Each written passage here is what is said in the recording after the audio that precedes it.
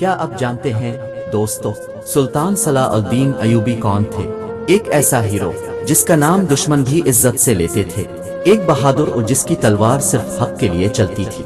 لیکن اس کی کہانی صرف جنگوں کی نہیں۔ وہ بچہ جو ایک اندھیری رات طوفان کے درمیان زندگی کے کٹھن امتحان سے گزرتے ہوئے پیدا ہوا، یہ ہے اس سچے مجاہد کی ابتدا جو امت کی تقدیر بدلنے آیا تھا۔ آئیے چلتے ہیں اس رات کی طرف جہاں خاموشی کے نیچے تاریخ جنم لے رہی تھی۔ سلطان صلاح الدین ایوبی کی قسط ایک کا آغاز ہوتا ہے پیدائش طوفان کے بیچ۔ ایک طرف شہر میں خلیفہ کا حکم نامہ آ چکا تھا اور دوسری طرف ایک زخمی دشمن سردار کو پناہ دینے پر اس کے خلاف سازشیں ہو رہی تھی۔ ایسے ہی نازک لمحے میں ایوب کے گھر سے اچانک خبر آئی، اب کی بیوی کو درد شروع ہو چکا ہے۔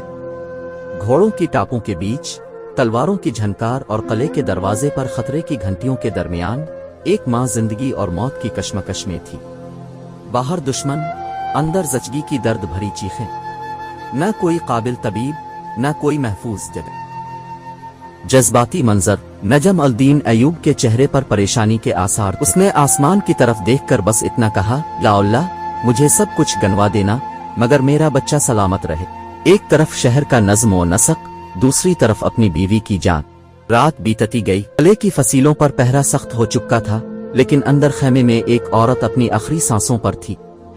بالآخر اذان فجر کے قریب ایک بچے کی پہلی چیخ سنائی دی۔ چیخ نہیں، گویا صدیوں کی خاموشی کو توڑتی ہوئی ایک آواز۔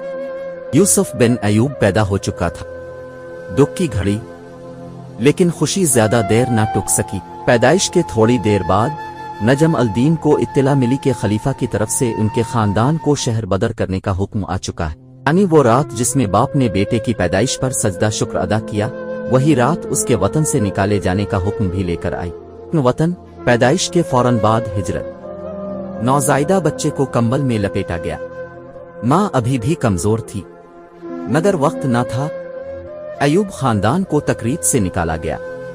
وہ بچہ جس نے ابھی دنیا کو پہلی بار دیکھا تھا، وہ پہلے ہی دن اپنے خاندان کے ساتھ ہجرت پر روانہ ہو گیا۔ بارش برس رہی تھی، زمین کیچڑ سے بھری ہوئی تھی، گھوڑے لڑکھڑا رہے تھے اور صلاح الدین کو ماں کی گود میں ایک لرزتے کمبل میں لپیٹا ہوا تھا۔ یہ پہلا قدم ہے ایک ایسے بچے کا جو آنے والے وقت میں امت کی تقدیر بدل دے گا۔ قسط ایک کا اختتام ہوتا ہے۔ قسط اس دل سوز منظر پر ختم ہوتی ہے، ایک کمزور ماں، خالی ہاتھ باپ اور نومولود بچہ۔ دشمنی، ظلم اور جلاوطنی کے اندھیرے میں ایک نئی روشنی کا آغاز ہو چکا تھا۔ جب تقدیر کسی کو چن لیتی ہے تو اس کی ابتدا بھی آزمائش سے ہوتی ہے۔